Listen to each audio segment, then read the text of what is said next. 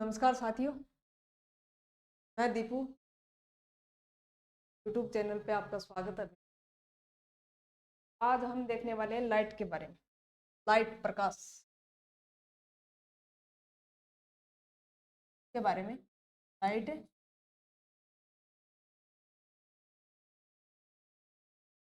अब हम देखेंगे प्रकाश एक प्रकार की क्या है, एनर्जी ऊर्जा है। क्या है?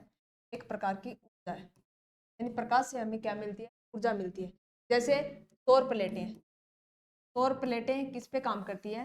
यानी प्रकाश के सिद्धांत पे काम करती है। सौर, जैसे ही सूर्य का प्रकाश इन पे पड़ता है तो ये क्या हो जाती है? चार्ज हो जाती है। क्या हो जाती है? चार्ज हो जाती है। यानी इसके अंदर क्या आ जाता है? आवेश आ जाता है, जिसके कारण ये क्या हो जाती है? आवेशित हो जाती है। ये हमें क्या देती है? ऊर्जा देती है। क्या देती है? ऊर्जा। तो प्रकाश एक प्रकार की क्या है? ऊर्जा है। अब हम देखेंगे प्रकाश एक प्रकार की ऊर्जा है। प्रकाश का गमन है वो अनुप्रस्थ होता है। प्रकार होता है प्रकाश का गमन है वो किस प्रकार होता है? अनुप्रस्थ होता है। अनुप्रस्थ, ये आपको ध्यान में रखना है। प्रकाश का अनुगमन किस प्रकार होगा? यानी प्रकाश का अनुगमन अनुप्रस्थ प्रकार का होता है। प्रकाश क्या है? एक विद्युतीय तरंग भी है। क्या है? यानी चुंबकीय। प्रकाश एक चुंबकीय तरंग भी है। प्रकाश किस प्रकार बिहेव करता है? चुंबकीय तरंग की तरह। प्रकाश किस प्रकार बिहेव करेगा? यानी तरंग के रूप में भी बिहेव करता है और कण के रूप में भी बिहेव करता है। किसके रूप में? तरंग के रूप में बिहेव करता है और कण के रूप में भी बिहेव करता है। इसलिए यानी प्रकाश का गमन है वो किस प्रकार होता है? अनुप्रस्थ प्रकार का होता है। किस प्रकार का होता है? अनुप्रस्थ प्रकार का होता है। प्रकाश के लिए किसी भी प्रकार की कोई माध्यम की आवश्यकता नहीं होती। ये आपको ध्यान में रखना। यानी प्रकाश को चलने के लिए किसी प्रकार के मार्ग आवश्यकता नहीं होती। प्रकाश गमन करता है निर्वात के अंदर। किसके अंदर? यानी निर्वात के अंदर गमन करता है। प्रकाश निर्वात के अंदर गमन करता है। इसकी चाल पूछे तो कितनी होती है? यानी 3 × 10⁸ मीटर पर सेकंड। ये क्या होती है? इसकी चाल होती है।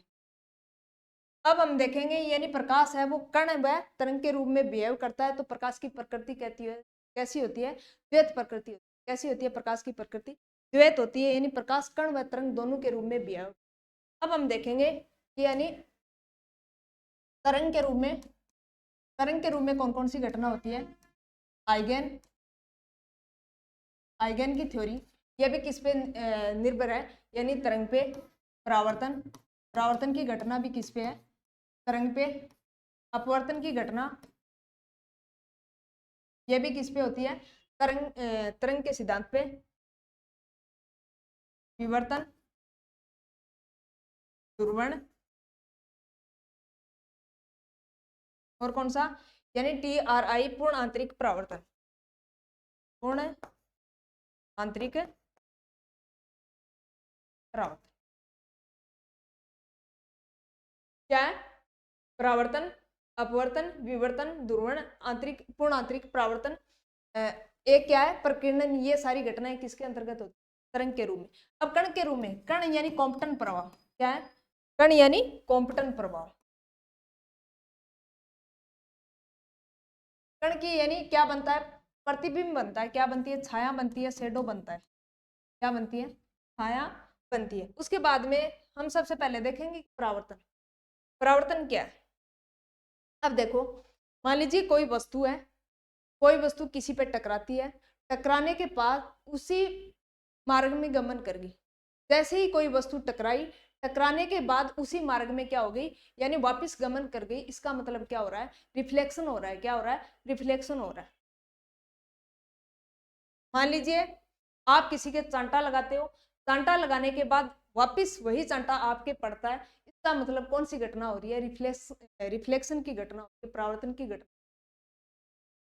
दूसरी ओर अगर मान लीजिए आपने किसी के क्या है, यानी आप किसी पे गोली से वार करते हो, गोली से वार करने के बाद यानी सामने वाला वापस गोली से वार नहीं करता, यानी उसकी डेथ हो गई, तो वो घटना कौन सी है? अपवर्तन की। अपवर्तन का मतलब है सीधा निकल जाना, यानी आर पार निकल जाना। कोई माध्यम है, माध्यम से सीधा गमन कर गया, इसका मतलब अपवर्तन हो रहा है। मान लीजिए वही चोट किसी के लगी, लगने के बाद वापस उसी मार्ग में गमन कर गई, इसका मतलब क्या हो रहा है? परावर्तन हो रहा है। क्या हो रहा है? परावर्तन हो रहा है। अब हम देखेंगे यानी परावर्तन का मतलब होता है टकराकर वापस लौटना क्या होता है? कोई वस्तु का टकराकर वापस लौटना। मान लीजिए आप गेंद से दीवार पे वार क्या करते हो, यानी गेंद को दीवार पे टकराते हो, टकराने के बाद अगर वापस गेंद उसी मार्ग में लौट कर आती है, ये घटना कौन सी है? परावर्तन। मान लीजिए आप किसी क्या करते हो, यानी गेंद को फेंकते हो, आगे कोई किसी प्रकार का मान लीजिए क्या है, हवा है, हवा से पार करके यानी किसमें चली गई, मान लीजिए वो विरल माध्यम या संघन माध्यम में चली गई, वो घटना कौन सी है? अपवर्तन हो रही है। कोई भी चीज अगर बिखर गई, इसका मतलब क्या हो रहा है? क्या हो रहा है? प्रकीर्णन हो रहा है। वापिस यानी किसी मार्ग में वापिस आ जाना परावर्तन, किसी मार्ग के अंदर से चले जाना अपवर्तन। बिखर गया, इसका मतलब क्या हो रहा है? प्रकीर्णन हो रहा है। अब हम देखेंगे परावर्तन। यह क्या है? कोई प्रकार का सरफेस यानी सरफेस है। अब यहाँ आपतित किरण आएगी। कौन सी किरण? आपतित किरण आती है। आपतित आपतित किरण यह क्या है? अभिलंब है। क्या है? अभिलंब है। यह कौन सी किरण है? परावर्तित। तीनों क्या होती है? एक ही तल में होती है। तीनों क्या होती है? एक ही तल में होती है। ये क्या है? परावर्तन का नियम है। यानी आपतित किरण, परावर्तित किरण और अभिलंब तीनों एक ही तल में स्थित होती है। यानी कौन पूछे आपतन कोण और अभिलंब कोण के बीच जो कोण है वो कौन सा कोण कहलाता है? आपतन कोण कहलाता है। अगर अभिलंब व परावर्तित कोण के मध्य है तो कौन सा कोण कहलाएगा? परावर्तित कोण कहलाएगा। ये क्या है? इसका दूसरा नियम। अब ये दो टाइप का होता है, एक नियमित परावर्तन और दूसरा विसरित परावर्तन। नियमित परावर्तन है वो समतल सरफेस पे टकराएगा, और तो कौन सा परावर्तन, यानी एक नियमित परावर्तन, दूसरा कौन सा परावर्तन, यानी विसरित परावर्तन। विसरित परावर्तन है वो किस पे टकराएगा? यानी खुरदरी सतह पे टकराता है। उसके बाद यानी परावर्तन के कुछ नियम है। अगर मान लीजिए आपको अपना पूर्ण प्रतिबिंब देखना है, तो अपना मान लीजिए आपकी हाइट कितनी है?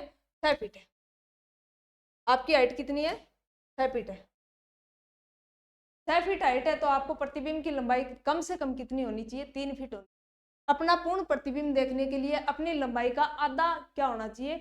यानी अपना पूर्ण प्रतिबिंब देखने के लिए प्रतिबिंब दर्पण की लंबाई कितनी होनी चाहिए? यानी आपसे आधी होनी चाहिए। अगर मान लीजिए आप दर्पण की तरह वी वेग से जा रहे हो, तो आपका प्रतिबिंब है वो किस प्रकार नजर आएगा? आपको 2 वी वेग से चलता हुआ नजर आएगा। ये क्या है? परावर्तन की दूसरी शर्त है। अगर मान लीजिए आप किसी भी वस्तु को थीटा डिग्री घुमाते हो, तो कितने एंगल पे घूमती नजर आएगी आपको? 2 थीटा डिग्री कोण पे घूमती हुई नजर आएगी। इसी प्रकार जो डांसर रूम है उसके अंदर जो ग्लास लगाए जाते हैं वो इसलिए लगाए जाते हैं, अगर मान लीजिए कोई प्रैक्टिस कर रहा है, क्या कोई बच्चा प्रैक्टिस कर रहा है, तो अगर वो थीटा एंगल से घूम रहा है, तो उसके प्रतिबिंब में कैसा नजर आएगा? 2 थीटा से घूमता हुआ नजर आएगा। इसी प्रकार मान लीजिए वाहनों के अंदर जो साइड मिरर लगे होते हैं, वो यानी कोई वाहन पीछे से आ रहा है वी वेग से, मान लीजिए वो वी वेग से आ रहा है, लेकिन आपको प्रतिबिंब के अंदर कैसा नजर आएगा? 2 वी वेग से आता हुआ दिखाई देगा, और आपको क्या कर दोगे? गाड़ी को साइड में कर दोगे। ये क्या है? समतल दर्पण की कुछ शर्तें हैं जो परावर्तन के सिद्धांत पे कार्य करती हैं। अगर मान लीजिए क्या है, यानी प्रतिबिंबों की संख्या निकालनी है, तो थीटा बराबर है एन बराबर है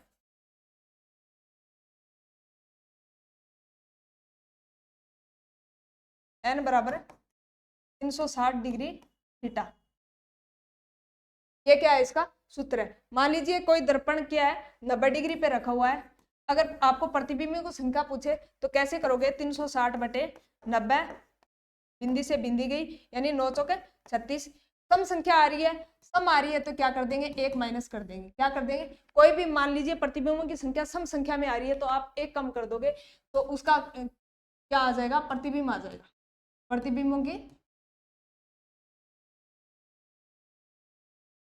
प्रतिबिंबों की संख्या आ जाएगी।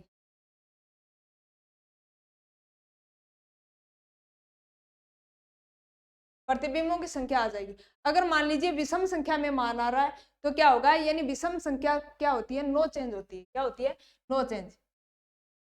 प्रतिबिंब संख्या अगर मान लीजिए विषम संख्या में मान आ रहा है, तो क्या हो जाएगा? No change. अगर मान लीजिए वही मान किस में आ रहा है? यानी दशमलव में आ रहा है तो उसका जो पूर्णांक वाला मान है वो ले लेते हैं। ये क्या है, यानी दर्पण का किसी प्रकार प्रतिबिंबों की संख्या निकालनी हो तो इस सूत्र से निकालते हैं। n बराबर 360 डिग्री थीटा, मान लीजिए 60 मान दे दे तो थीटा बराबर 60 रख दोगे, 360/60 जो मान आएगा। अगर सम संख्या आ रही है तो एक उसमें माइनस कर दोगे, अगर विषम आ रही है तो नो चेंज कर दोगे, अगर मान दशमलव में आ रहा है तो उसकी पहले वाली जो पूर्ण संख्या वो ले लेते हैं। ये क्या है इसके ना, पेरिस्कोप किस सिद्धांत पर काम करता है, पेरिस्कोप भी परावर्तन के सिद्धांत पे कार्य करता है। कितने डिग्री एंगल पे रखा जाता है, तो पेरिस्कोप को 45 डिग्री के एंगल पे रखा जाता है। पेरिस्कोप जो पनडुब्बियां होती है यानी अपने से बड़ी वस्तु को देखने के लिए किसका प्रयोग करते हैं, तो पेरिस्कोप का प्रयोग करते हैं। अपने से बड़ी वस्तु को देखने के लिए पेरिस्कोप का प्रयोग करते हैं। 45 डिग्री के कोण पे पेरिस्कोप काम करता है, परावर्तन के सिद्धांत पे काम करता है। अगर मान लीजिए क्या है, यानी जो पनडुब्बियां लगी होती है समुद्र के अंदर, पनडुब्बियां होती है, जहाजों को टारगेट करने के लिए उसके अंदर क्या लगाए जाते हैं, पेरिस्कोप लगाए जाते हैं। पेरिस्कोप से वो क्या करते हैं, यानी उसको मारते हैं। इसलिए पनडुब्बियों को क्या कहते हैं, साइलेंट किलर भी कहते हैं। क्या कहते हैं, साइलेंट किलर भी कहते हैं। इसके बाद हम पढ़ेंगे नेक्स्ट क्लास के अंदर। तब तक के लिए धन्यवाद।